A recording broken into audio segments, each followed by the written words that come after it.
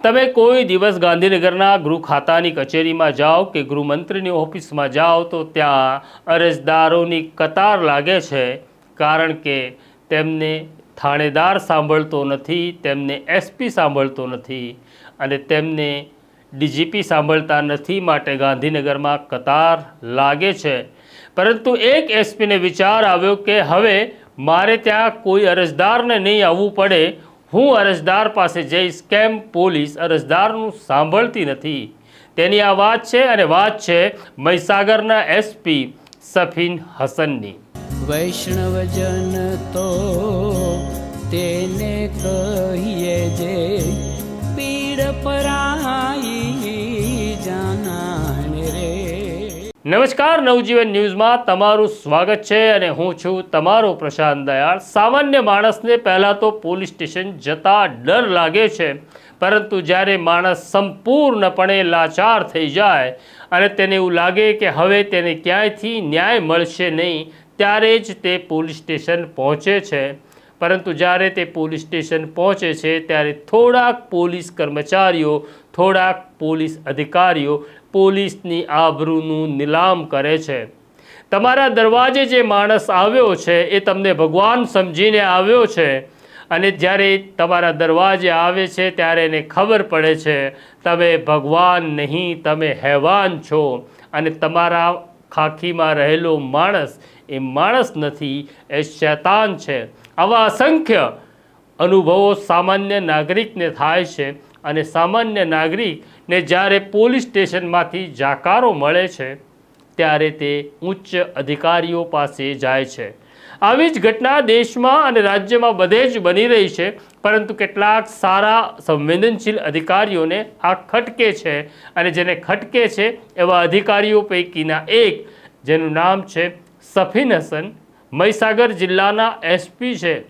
તેમણે જોયું કે મહીસાગર જિલ્લાના એસપીની કચેરી લુણાવાડામાં આવેલી છે। ત્યાં કોઈક 50 કિલોમીટરથી તો કોઈક 100 કિલોમીટર દૂરથી આવે છે અને આવે છે કોણ? કે જે ગરીબ છે, જે મધ્યમ વર્ગનો છે, જેને કોઈ કોર્પોરેટર ઓળખતો નથી, જેને કોઈ ધારાસભ્ય કે પંચાયતનો સભ્ય ઓળખતો નથી, તે માણસ તેમના દ્વારે આવે છે। કારણ એટલું છે કે સાહેબ અમને ન્યાય આપો, અમારું પોલીસ સ્ટેશનમાં કોઈ સાંભળતું નથી। આ આખી ઘટના પીડાદાયક અને ચિંતાજનક લાગી સફીન હસનને અને તેમણે નિર્ણય કર્યો કે આ નહીં ચાલે। સામાન્ય માણસને શું કામ મારી કચેરી સુધી આવવું પડે, હું એ સામાન્ય નાગરિક સુધી કેવી રીતના પહોંચું, એવો એક વિચાર આવ્યો અને તેમણે નક્કી કર્યું હું જઈશ ગામડાઓના પોલીસ સ્ટેશનમાં, ત્યાં બેસીશ, લોકોને સાંભળીશ, લોકોને ન્યાય માટે જે કંઈ કરવું પડે એ હું બધું જ કરીશ। આ પહેલાં સફીન હસને શું કહ્યું એ પણ સાંભળો। નમસ્તે। મહીસાગર જિલ્લા પોલીસમાં લાંબા સમયથી એક ઓબ્ઝર્વેશનમાં એવું નોંધવામાં આવ્યું કે ઘણીવાર અરજદારો જે છે એ પોતાની અરજી અથવા તો એફઆઈઆરના સંદર્ભે થયેલી કામગીરીથી નાખુશ હોય અવારનવાર પોલીસ અધિક્ષકને મળવા માટે લુણાવાડા સુધી આવતા હોય છે।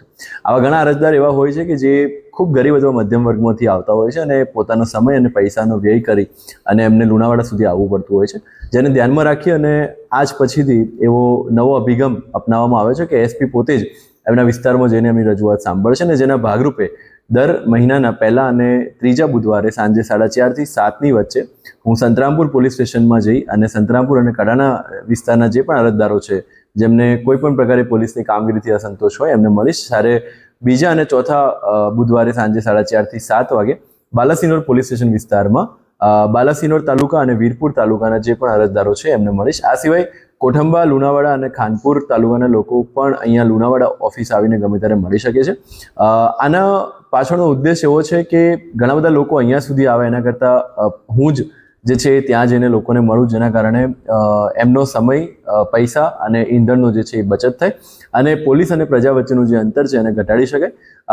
આપણે આશા રાખીએ છીએ કે અરજદારો જે છે લુણાવાડા સુધી જે ધક્કો ખાતા હોય છે એમને વધારે ધક્કા ન ખાવા પડે અને પોલીસ સ્ટેશન લેવલે જ એમની જે પ્રશ્નો છે એનું સમાધાન આવી જાય। તમે સાંભળ્યું આઈપીએસ સફીન હસને શું કહ્યું। બસ ભગવાન પાસે કે અલ્લાહ પાસે એટલી જ પ્રાર્થના છે કે જે વાત આઈપીએસ સફીન હસનને સમજાય તે બીજા અધિકારીને સમજાય એટલી સમજ આપજે, કારણ કે તમને જ્યારે ઈશ્વરે ખાખીની તાકાત આપી છે અને ઈશ્વરે જ્યારે તમારા ખભા ઉપર કે તમારી ટોપીમાં અશોક સ્તંભ મૂક્યો છે, ત્યારે દેશે તમને બહુ મોટી જવાબદારી આપી છે.